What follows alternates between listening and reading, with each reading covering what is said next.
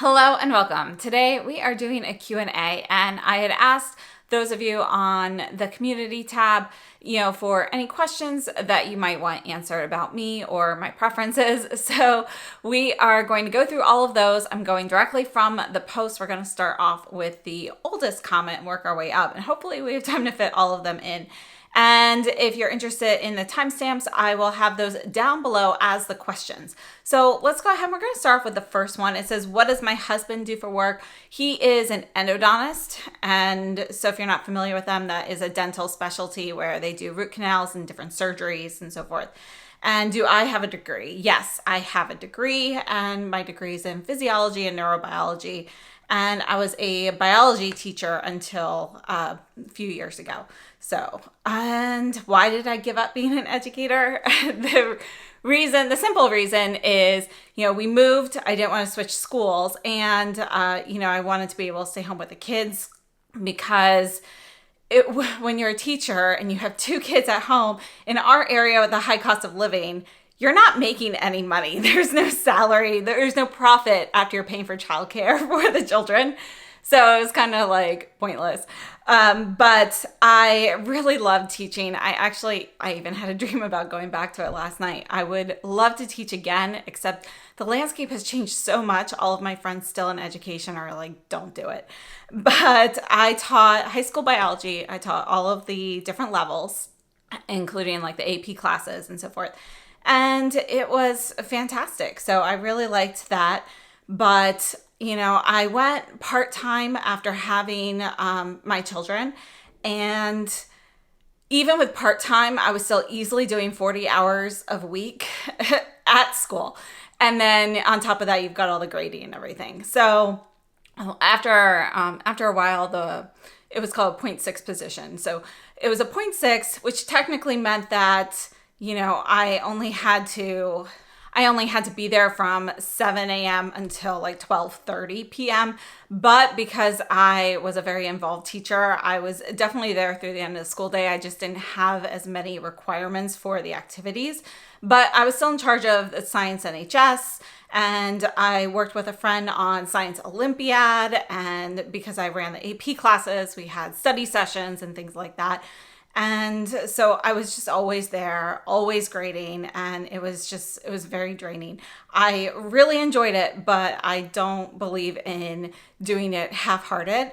So once my part-time position was gone and I had to decide whether to go full-time or not, honestly, the finances really, that made a decision as well, because I wasn't bringing in any profit from my job, after paying for childcare. So I thought, that was time. And it ended up working out well because the curriculum changed. And as we know, all of these things happen like COVID and so forth. So I'm glad I wasn't teaching at that time. Next, do I ever declutter makeup? Yes, I declutter makeup. And what I typically do, I have a sister who is a lawyer, and she has been a domestic violence lawyer for many years, and she just switched to family practice. But because of that, I was able to donate some products and stuff like that to their shelters and safe houses and things like that. But there are also things like Project Beauty Share, which I have donated to, and I always let my friends and I have a from a teenage daughter. So, they get to go through everything and see what they want first. And then I pass it on to those who want it and then donate. The only issue is the lipsticks. So, I'll let my daughters will sometimes play with them, or I try to repurpose them somehow, but haven't found a good solution for that. So any suggestions, I'm open. My favorite food, this one's really tough because my favorite thing to eat of all is ice cream. And I'm like an ice cream purist. I don't like all those, fancy flavors. I love just a classic vanilla hot fudge sundae. So vanilla, hot fudge, whipped cream, no cherry. That's my favorite. And, I'm kind of simple. I have a friend who, we go for milkshakes, and I always get a chocolate milkshake. And she always makes fun of me because she goes for all those like interesting flavors. And we go to this place that's what they're known for. But it's not my preference personally. But for actual food to eat, it's probably pizza or a good steak. So those are, those are my favorites, classics. The next question is, what is the most pigmented gloss you've ever tried? And that's a really tough one. So if you consider the Chanel Ultra Tenue Duos a gloss, once you put the glossy layer on, these would be the most pigmented. But for a regular gloss, it's going to be the Jimmy Choo. These are, I believe they're called the Seduction glosses. It doesn't say on here. But this one here is number 10, Ruby Red. This is a pretty pigmented gloss. And you can see it's an actual gloss though. And you can see how deep it is. You know, it's as deep as a liquid lipstick. You can definitely sheer it out a bit. But it is probably the most intense lip gloss that I have. The next question is, how and when did your passion for makeup start? And, this is kind of a long story, but of course, when I was a little kid, I always loved makeup. I just thought it was so much fun. I had the little Tinkerbell makeup and a caboodle that I kept everything in. I remember one time my little sister's friend came over and she went through and used it all. And I was like so horrified. I was so upset. But I loved that. And then when I was 13, for my 13th birthday, my mom took me to a Clinique counter to get like a makeover. And, we did the skincare and they taught me, about what products to use. And that's when I first got the Clinique Black Honey. So, that was my 13th birthday present. And she bought me, a lot of the items, or all of the items that they used on me then, which were very limited because I was a 13-year-old kid. I think I had a face powder, a like taupe eyeshadow duo, and the Black Honey, and that was it. I didn't wear mascara or anything. So that's kind of all I used for a while. And then, as middle school and high school progressed, I was, playing with makeup a lot at home, but I didn't feel comfortable wearing it out to school. When I was younger, I had started off at a private school where it wasn't allowed. And at that time, I was in a public school, but I just never quite got into that. I just felt very self-conscious. So I played with it mostly at home until college. And when I started college, I had, I used to love going to the drugstore and picking out like I've always had this love affair for lipsticks. So I would buy tons of lipsticks. I loved Maybelline lipsticks in particular at that time. And so I always had a large lipstick collection, but when I was starting college, I was like, this is a good time to try foundation. So I bought a CoverGirl foundation. I had an incredible allergic reaction. It was bad. My face swelled up. It was red. It was raw. It was sore. It was like a chemical burn on my skin. And after that, I wasn't able to use CoverGirl or Clinique even for many years. Actually, I tried Clinique again a few years ago, and I can wear it like once. And then when I reapply it, I start getting the signs of the allergic reaction. So, basically, I cooled it from makeup for a little while and switched to mineral makeup exclusively for several years. And I loved mixing, they were the loose powder pigments, so I would mix them, make my own colors, had so much fun with those. I think I used a lot of Jane Iredale and Aromaly at the time. I did that through college, and then I did a year of medical school before deciding I hated it. So then I came back and I started teaching. And I went to biology and actually when I was a little kid, I'd always wanted to be a teacher, but I wanted to teach first grade. I always wanted to be an elementary educator, but I ended up with a degree in biology. So I taught biology after that because then I didn't have to go back to school for it. And I ended up loving it. It was definitely the right choice. But when I started that, I was like, okay, let's be a little bit more sophisticated because I was still very young. So people kept confusing me for students because, like some of those high school kids now, they can look pretty old, especially some of the guys. I had students in my classes who would have like beards and so forth. And I was only a few years older than the older kids.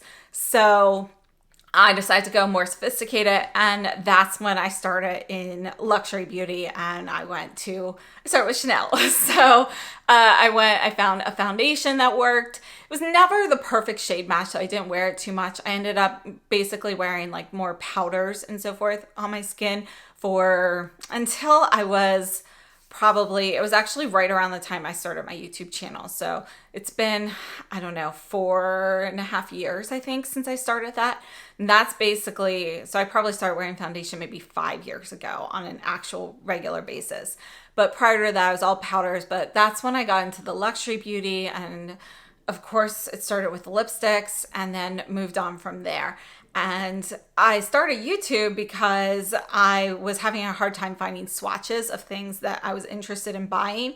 So I figured, well, I might as well, help other people with swatches, because I hate how much product we end up returning when things don't work out, and then it all goes in the landfill. So it's like, well, let's just go ahead, we'll record it. And, if I kind of showcase as much as I can, then hopefully I'll help other people out and we won't have as many returns. So that's kind of how I started that journey. The next question is, what is in your top drawer of makeup? I know you are always testing new makeup for your videos, but what do you really use when not filming or testing? So, it depends. When I'm not filming, a lot of times I go for a very light and easy look, particularly now that it's summertime. So I still pretty much every day use this Valentino concealer, an LIGR2. During the summer, I've been reaching for the Lisa Eldridge skin tint a lot, or my go-to is still this Clé de Peau. It's not the cushion that I have in here. It's the 50-50 mix of the Radiant Matte and Natural in the bottles, which are being discontinued, by the way. So I just refill this with that. And you can buy the cushion compact separately now, which is great. So those are kind of my go-to base products most of the time. And then it kind of depends. Sometimes, I'll be testing something that I really love and it ends up being something that I'll wear like straight for the next month. But some classics that I always go for would be things that have made it into my mid-year and end-of-year favorites, like the Byredo Mineralscapes palette. That's been a go-to for me. I wear a lot of the Viseart palettes. The Prada eyeshadows are a go-to. Right now, those Chanel stilos have been making it into my routine pretty regularly. I keep the Esam lip palette right here, so it's easy to use, along with the Surratt lip palette that came out a couple years ago. It's technically expired, but I use those a lot. And so those are kind of ones that I keep right here. Glosses, I still reach for the Jimmy Choo. In particular, this one is my favorite, which is number 5 Rose Blush. That's a go-to. And then, just the lip products I'm always changing. So there are only a few that I use like constantly, and they're going to be kind of these like rosy shades or rosy mauve shades, like Tom Ford Sugar Glider, which I'm still using right now. I've been really using that New Romantics and Picture You from Addiction Tokyo a ton. And the Sisley Fido Lip Twist in number 1. I use this one a lot. So that's kind of a go-to right now as well. And for blushes, I use the Clé de Peau cream blushes and the Kjaer Weis cream blushes quite a bit, particularly now that it's summer. And then, I've been using the Cosa blushes a lot as well for powders and, just kind of like whatever I'm like in the mood for. If I'm looking for like a shimmery blush, I've been using the Bobbi Brown brightening blushes, which I'm glad they came back at least to Selfridges. Hopefully we'll see them in other places soon. And today I have on the Clé de Peau eyeshadow in number 12, the purple one, the new Suku blush in number 3, the Suku lipstick in 103, and the Valentino purple eyeliner and the Hermes purple mascara. And so that's kind of like the type of thing that I'll do, when I'm not filming. Now my literal top drawer, I have one of the Impressions vanities, and I know I did a video on those back when I bought that, but we have 3 top drawers that go across the top. They're all lip products. So I have my bullet lipsticks in one, then like the skinnier one is going to be my liquids and my balms, and then I have more bullet lipsticks, but the ones with the weird shape cases like the Guerlain or the heavy duty cases like the Dries Van Noten in the other. And I'm out of space. So I'm trying to figure out how to rearrange. I've been talking about needing to clean this room up. Every time I get started, something happens, like I get sick or the kids get sick.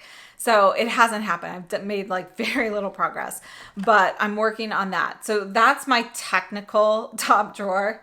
And then I keep a ton of brushes on here as well. Brushes, I like to rotate my brushes, but I have to say this CH1 from Bobo and Chikuhodo has been my go-to cheek brush. I purchased another one because I love it so much.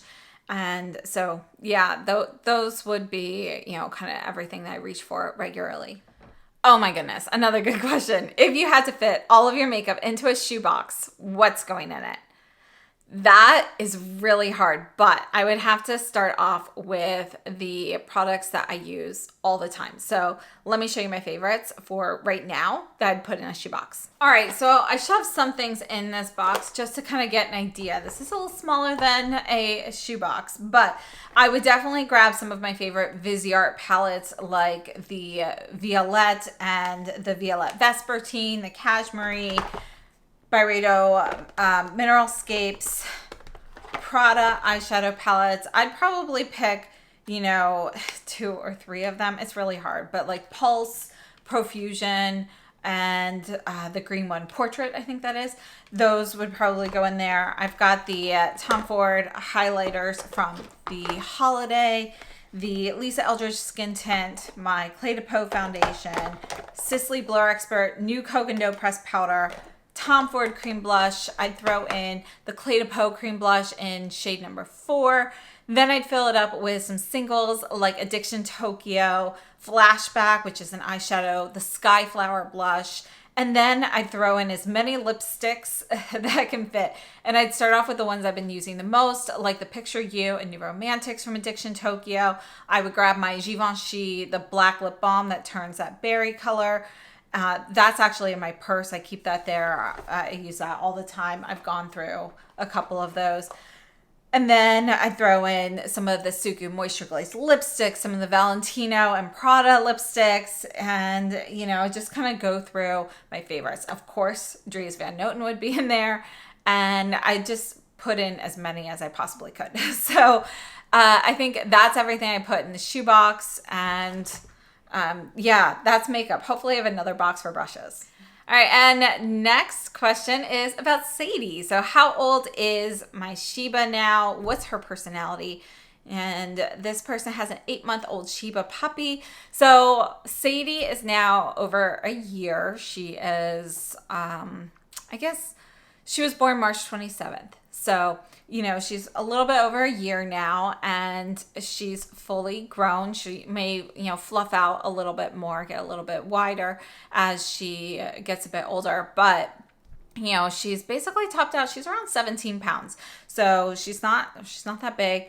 And her personality is still pretty similar to how it was as a puppy, but, you know, she's technically a puppy still until she's 2. So we still have some time to see if any of that settles. But she is just the friendliest Shiba I have ever met in my life. She's one of the friendliest dogs ever, actually. She loves seeing people and dogs, and it's so cute. I wish I had this on video, but when we're walking and she sees another dog, you know, she gets super excited. She pulls on the leash then, and she kind of like scoots down so her back legs are up and her front legs are down, and she's got her ears back to show that she's being like really gentle, and her tail's wagging a mile a minute, and she makes these little like muley noises like you might hear from a kitten. And some dogs like to see her, and others are like, no way, I'm staying away from that crazy dog. So we have a lot of elderly dogs in our area, so those dogs typically don't want to be around Sadie. But the younger ones, you know, she's made quite a few friends. So she has a puppy friend who's just like a couple months younger than her that she loves to play with. So when they see each other, you know, they have a little party. But her personality, you know, another thing that's really interesting to Sadie that's not normal for Shibas is the fact that she loves fetch. So she loves to play fetch with like tennis balls or certain toys, but her favorite is a soccer ball. So she stole this soccer ball from the kids when she was a puppy, and she sort of, she was chewing on it. So it's not deflated, but it's a little bit deflated. And she kind of tore off the outer coating of it, that harder plastic. So it's more fabric-y in areas, where it's sewn together, the white and the black is sewn together. So she can pick that up. So the soccer ball is her favorite. And so she loves to play with that and play fetch. But in general, she's become a little bit more of a lap dog over the last year, which again is unique. That's not super common for Shibas. Shibas are pack animals, so they like to be near other people and other dogs, but they don't necessarily want to be right on top of them. Sadie does like to sit on my lap at times. So she will crawl up and she will sit her butt usually on the chair and then lie the rest of her body on top of me. And so she'll do that like if I'm reading or something, or if I'm editing and she wants me to pay attention to her. The only thing she really does that's not great is she's a little nippy, and her nipping is not like malicious or anything. And I think she's outgrowing it a little bit. But the vet says, it's called communicative nipping and it's not an issue. So basically when she wants my attention, she gives me a little tiny nip. So instead of like barking or something, that's what she does. So she has really taken to kind of like going everywhere with us. So she doesn't ever want to stay home alone, which sometimes she has to. But she's just a great dog, and she just loves, sitting near us if we're sitting down or just constantly playing.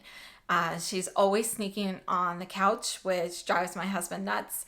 And she will steal food from him. So he will like get up and leave a plate on the couch and she'll go and take food off of it. She doesn't do that for me. Like for me, I can leave the plate there and she will not touch it. But if he does it, she takes it and it drives him nuts. And I think she just thinks it's really funny. All right, next thing was actually a request for ranking videos. I will try to get to those when the kids get back into school. It's so hard to do ranking videos, but yeah, I will try to do that. And then next up, we have what's in your makeup bag. I don't actually use a makeup bag.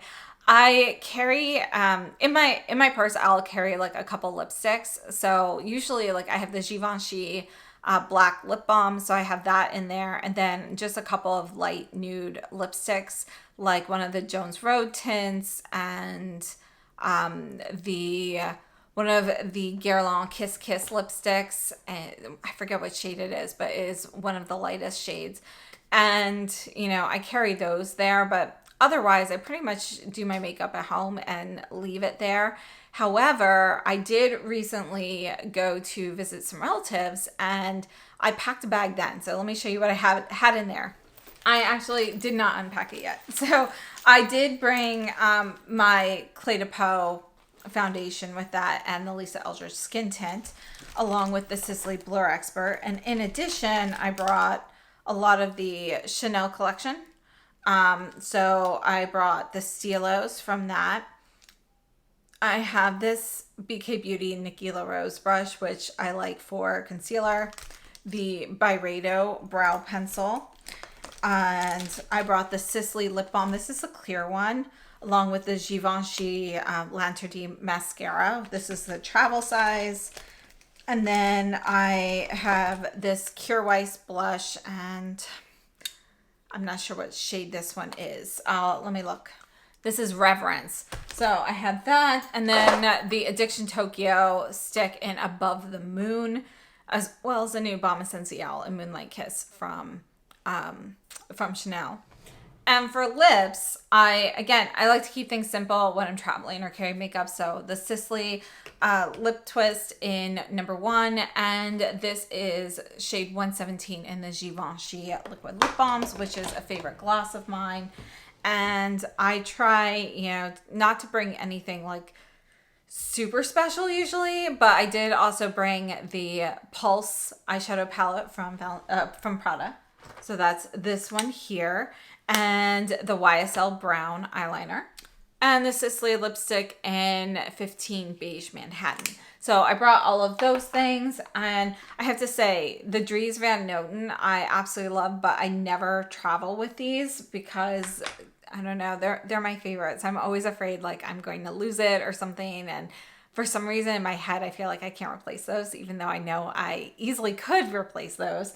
But I take the Sisley because I always take Sisley lip products actually, but I feel like I can always replace those. I don't know why that's in my head, but it is. So that's what I do. And then for brushes, you know, if I'm traveling somewhere for, you know, more than like a couple days, I always bring the Ray Morris little travel brush set, which is right here. But if I'm just going, you know, this was just like a weekend thing. And so I just grabbed a couple brushes from, you know, ones I use a lot, like the BK Beauty, and a couple of the smaller size brushes from Sonia G, the travel brushes, like the Smooth Buffer, or Buffer Pro rather, that's in the travel size.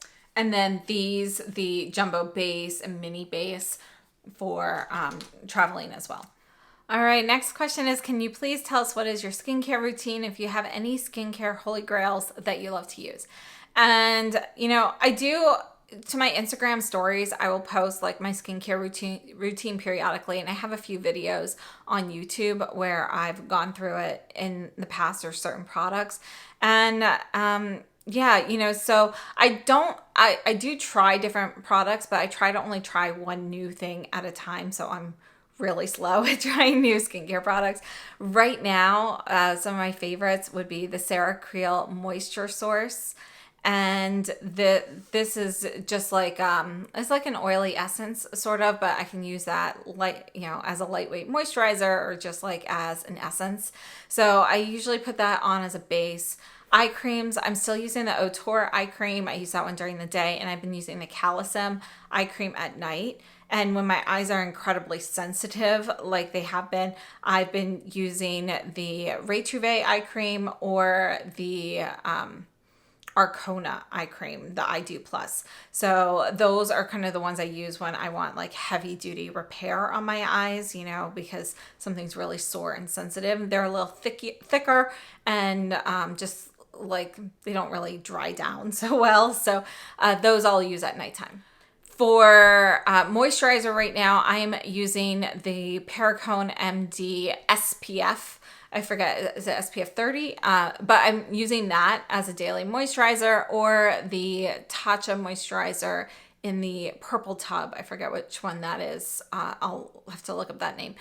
And then sometimes at night I'll use the Indigo Repair Cream, which is a go-to, and I use that all winter usually, but I'll use that sometimes at night during the summer. Depends how heavy I want to do. I kind of let my skin see what it wants. I try not to use too many products at a time on my skin, because I find like less is more. And in my opinion, the most important product is a good moisturizer. So, you know, I will use the Otour compound number one, like, about every other day or every 2 days at night, and then not put anything on it.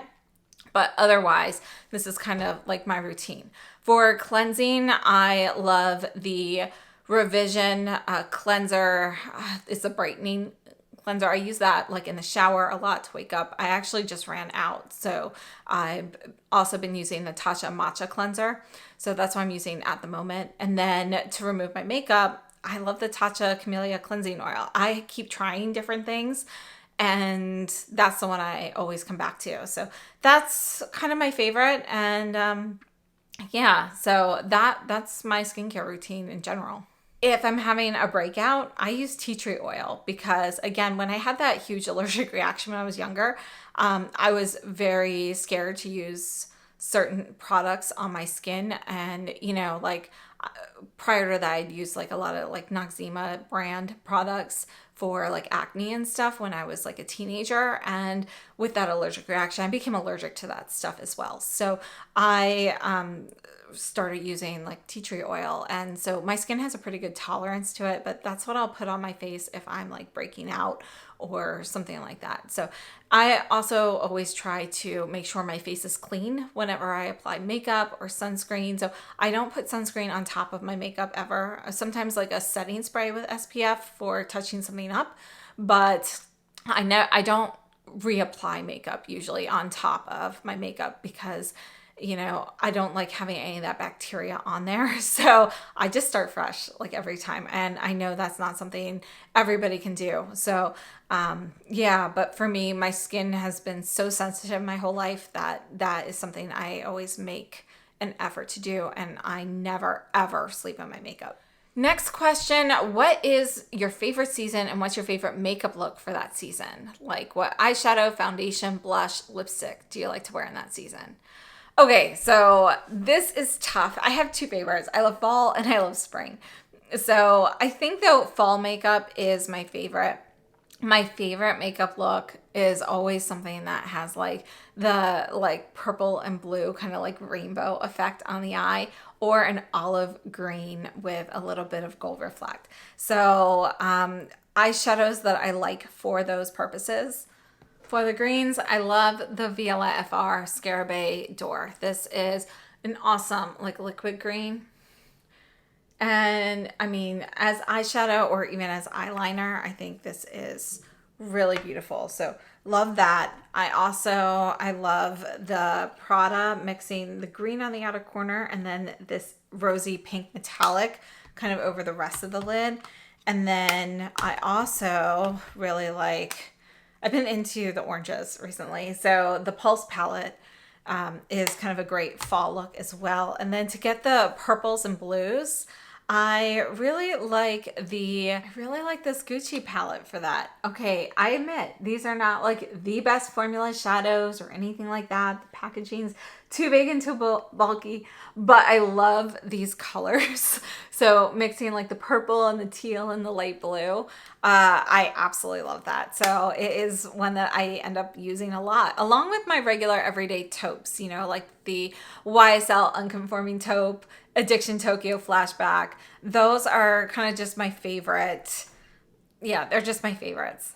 For blushes, I wouldn't say I changed them too much. It really, again, it depends what look I'm going for. But the Valentino in number 3, the new Tom Ford Creme Blush, the Clé de Peau Cream Blush in number 4. And then this is a powder blush that's a go-to. It is the Tom Ford Brazen Rose. And then I think I'll be reaching for the Cosa blushes a lot this fall. And another one that I use a lot that is no longer available is one of the old Chanel blushes. So in the previous formula, it's this one, the Rose Écrin, number 68. But the new formula, it's not the same color. The formula is not great. So yeah, I use the old one. So those are some go-tos for me, but things change. I have a large collection, so I do try to rotate through. For highlighters, it's the Clé de Peau or the Tom Ford highlighters like Peach Light or the Soleil Neige. And then for cream highlighters, I bet it's going to be Addiction Tokyo Above the Moon because that's been a go-to for me. The Surratt Torche Lumiere and Diamante is another go-to. Foundation, I still go with the 50-50 mix. If I want fuller coverage, I go with the Radiant Cream Foundation. Or I also like a matte foundation. The Chanel Ultra Latent is kind of my go-to for a straight up matte foundation. And the Prada foundation is a go-to as well. So those are kind of the ones that I use a lot for that. And lipsticks, I tend to go more for the browner shades. So more for like a browner peachy nude during the fall, or, something a bit more powerful like a deeper berry or something, depending on the look, of course. So some go-tos for that would be like the Sisley 15 Beige Manhattan, some of the Prada lipsticks, particularly some of those nude shades that came out. I actually really like the Chanel nude collection that came out a couple of years ago as well. And the Dries Van Noten. I tend to wear the Dries Van Noten a lot during the fall because the pigmentation is so rich, so easy, and they have such a wide variety of colors. And since they are a little thicker on the lips than some of the like balmy textures, to me, they just scream fall. So I use those a lot then. Next question, how do I store my makeup? And do you watch other content creators, beauty or not beauty related? What gives you inspiration and love of makeup? So I store my makeup, honestly, terrible question right now because none of it is stored properly.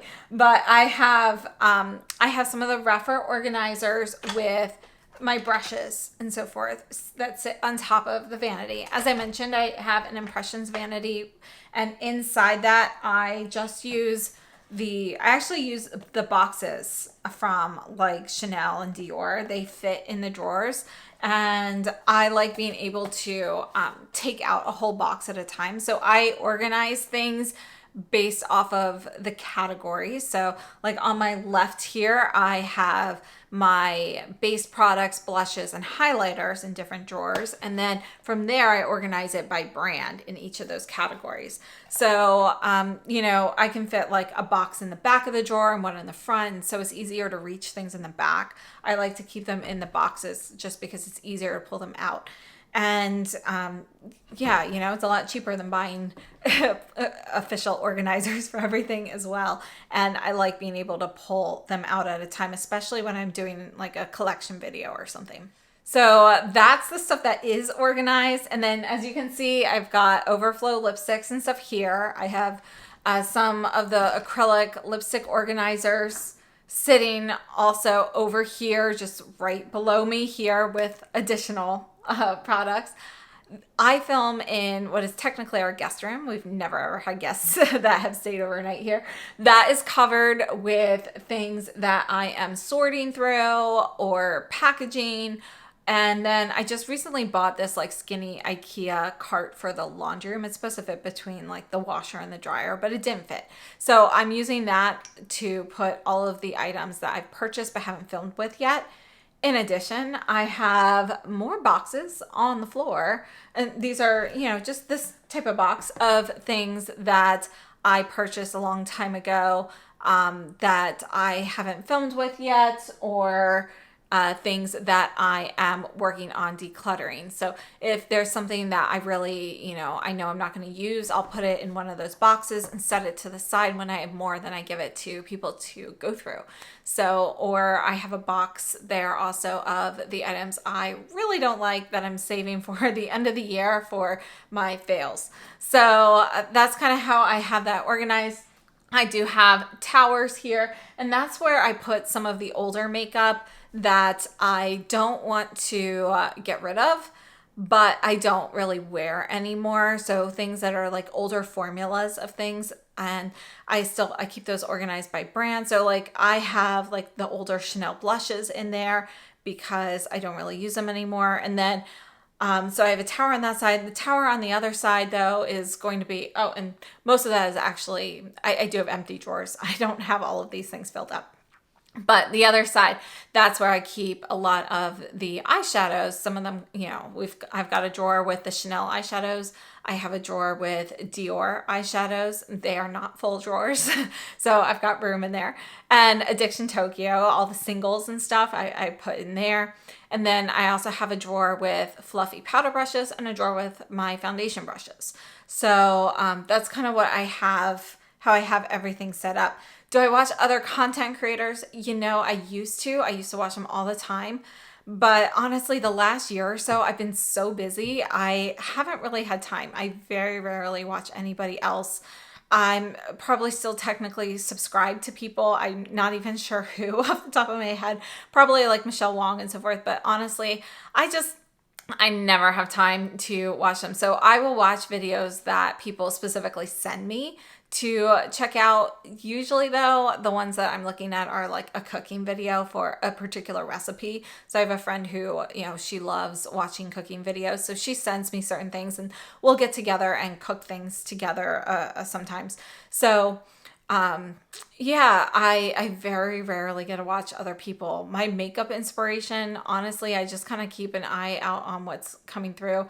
I just love colors and like nature and stuff. And I think that's kind of what inspires me. So that, along with my daughters. So my youngest is very artistic and she colors a lot. She loves playing with makeup, just kind of here at home. And so I don't know, she's an inspiration. Next question, do I miss teaching? And I do. I really actually miss the, the day-to-day interaction. I really loved developing, like I used to develop our own like note sheets, worksheets, tests, and things like that. I didn't use the ones that were already created from like the textbooks and stuff. I loved being able to put things in a way for everybody to understand. And so I would do different things based on different levels of the classes I was teaching with different amounts of detail. And I really loved being able to make something a little bit more complex, easier for people to understand, so that they're not memorizing material, but they're understanding the concept itself. And, I used to get so many kids come up to me and be like, hey, I watched such and such on TV with my parents and I actually understood it. I knew what they were talking about, in terms of like medical shows or criminal justice shows where you have something like physical related. So I still keep in touch sort of with some of my former students who've, grown up and so forth. And I hear from them every so often about what they're doing and, doctors, nurses, or even just some of the, like I have a student who became a zookeeper. So, I miss that aspect. What I really didn't like was the bureaucracy and the politics involved and how much demand they would put on teachers for things that really didn't make any sense. So, a lot of the policies and so forth are not practical, or, some of the curriculum decisions don't really make sense in an overall big picture. So those types of things, the incessant grading and so forth, I don't miss that. And I admit I totally made more work for myself than was necessary because I did like to create all of my own content. But I felt it was better. So, I mean, yeah, I miss it though. So, I'd love to go back if things were kind of the way they were. And I do think one of the most important things is where you're teaching and, who you're working with. So not necessarily always just in terms of the kids, but also like your coworkers, the support you have and so forth. And the school I was teaching at, I absolutely loved it because I had a lot of support from the administration, from my coworkers and so forth. And so it just made things, I was able to get certain decisions made from administration that perhaps if I were a new teacher at another school, they wouldn't have necessarily said yes to it. And, these are things that are advantages to students, like a particular field trip or something like that. So, I really miss that. But I think if I were to go back to teaching now, the landscape has changed a lot and everything is just so much more controlled. I'm not sure if I would enjoy it to the same level that I did before. All right, next one, it says newer subscriber here, your journey with makeup and YouTube. So I kind of covered that earlier, so I will just kind of put the timestamp for that here and you can go back and check that one out. But as I mentioned, YouTube, I think it's been about 4.5 years since I started. And I started that because my youngest, I had just stopped teaching and I was used to, getting up early and going to work. I used to get up at 4:30 in the morning to walk the dogs and go to work. So, because I had to take the kids and stuff. But anyway, I was so used to that. So then school year started and I didn't have work to go back to. And so I started YouTube later that fall after my husband kind of encouraged me. And, he had a completely idea. He wanted me to do YouTube, but he really wanted me to do a cooking channel because I cook everything from scratch. And he was just looking forward to having like tons and tons of different things cooked all the time with like different varieties that he could taste test. But I was like, no, if I were to do a cooking channel, I would want like a camera person to like follow me around with a camera because it's not just going to be stationary. So anyway, I went into makeup because that's what I wanted to do. But I started that because my youngest started preschool. So she was in preschool it was supposed to be 3 hours a day, but because of our school schedule for my older child, it was about 2 hours just because of the pickup and drop off times. But yeah, so I had 2 hours alone and I wasn't sure what to do with myself. So I started that, and then COVID hit. So then they were home with me anyway, but I had already found that I really enjoyed doing it. My early videos were so bad, but I enjoyed it. So I kept doing it, and it actually was really great doing it during COVID because we were so isolated, and it was nice to have interaction with other adults, even though it wasn't necessarily in person. So that's kind of my YouTube journey. And yeah, I hope that was helpful. Okay, the next questions are really challenging. Number one, my favorite product from my top 3 brands. I don't even know how to do this. Like, as you can see, I'm dropping things. But that is so hard. Like, is it something that I use all the time, or is it just something that brings me joy? I think I have to put the Sisley Blur Expert in there because I really use that like every day, and it's just kind of like a staple. So I think that would definitely be in there. I think another favorite, obviously lipstick, right? So right now it's the Suku Moisture Glaze lipstick. I would pick this, and it's in the 103. But I think for another product, it'd have to be a Prada eyeshadow palette. And I'm not sure whether it'd be the one with the green or or the Pulse, the orange one. But I think I would have to go with those. And there are so many more favorites, but yeah, those are currently, I'm not going to overthink it. Number 2, what brands have disappointed or have you stopped buying from in the last 6 to 12 months? Well, I have to say, I've been disappointed with Dior since they changed their eyeshadow formula, and they've still been hit or miss since then. So I'm disappointed from them. I have not stopped buying them, but I am trying to not necessarily buy everything from them anymore until I kind of see how those products perform. So I'm not buying all of their quints or anything like that. I did buy the 3 of the 4 Plan de Paris, but that was because I knew it was a different formula. So I think that is definitely one. Guerlain is another one. And actually, I'm considering, not really buying much from Guerlain anymore. The fragrance level has kind of gotten out of control. I really love the new meteorite colors and so forth. The packaging is so pretty. But honestly, that fragrance, I can smell it still like 4 or 5 hours after I put it on. And I'm just using a tiny bit on the cheeks as blush. So the Guerlain blushes, I love the colors. But again, the fragrance is just a little too strong. And I'm still kind of upset about the change with the Rouge Cheek cases. So I haven't stopped buying from them completely, but again, that's another brand that I am limiting. And I've never been a huge Charlotte Tilbury fan. There are certain things that I like from them, but I don't really buy them too much. So I forget what the last thing I bought from Charlotte Tilbury was, but there are certain products when she comes out with new shades, I would buy those, but otherwise it's kind of a miss for me. And then we also have a request for one and done shadow favorites and top 10 cool tone palettes. Oh, I will definitely try to do that when the kids go back to school. I do have a one and done shadow favorites that's older, but I will see. Yeah, it definitely needs updating. And cool tone palettes, yeah, we should focus on those. So next question we have, if you could only use one makeup line for the rest of your life, which one would it be and why? So I've thought about this one quite a bit, and I think this would have to be Clé de Peau. And I love Clé de Peau products. They're not necessarily my favorite in all of the categories, but there's something I love in every face category. So, and they are one of the best complexion products for me.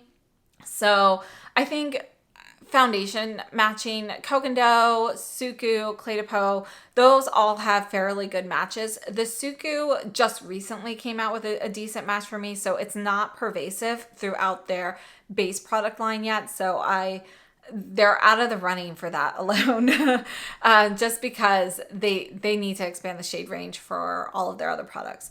I am a little worried though what's going on with the Clé de Peau base shades. You know, I wear shade I-10, which has been really hard to find anywhere right now in any of their products, and I'm really hoping that they're not changing the shade range, but they are kind of my best and most consistent shade for bases. I think they've got awesome products in all of the categories. So I haven't tried their mascara though. Do they have a mascara? Not even sure. But even though, you know, they aren't necessarily my top favorite in a makeup category, like my favorite powder right now is that Kogan Dough Pressed. You know, I still love everything they do have. So that would be it. There are other ones that are favorites of mine. They get eliminated just because maybe they don't have an entire range, like the Prada range. I'm loving Prada as a brand, but you know, again, we don't have, you know, a full makeup look worth of products from them yet. Like there are no blushes yet. So yeah, I think that it's got to be Clé de Peau. And then next up, we have what percentage of the lipstick you buy do you actually get good use out of before it expires? Okay, this is really not a great answer, and please don't be like me, but I would say it's a very, very small percentage. Like, yes, there are certain shades that I will actually use up or almost use up. Okay, like something like my Tom Ford Sugar Glider that is almost empty since they brought it out again a couple years ago.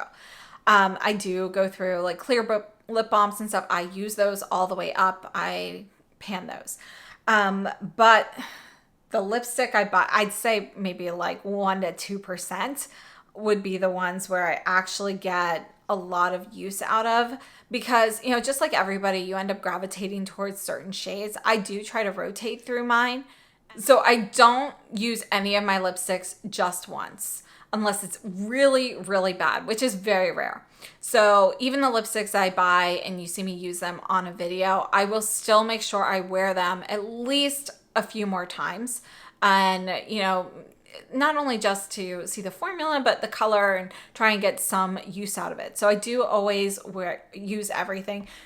The only ones I've only used like a couple times would be like ones I really hated. Like, I don't like the Hourglass lipsticks.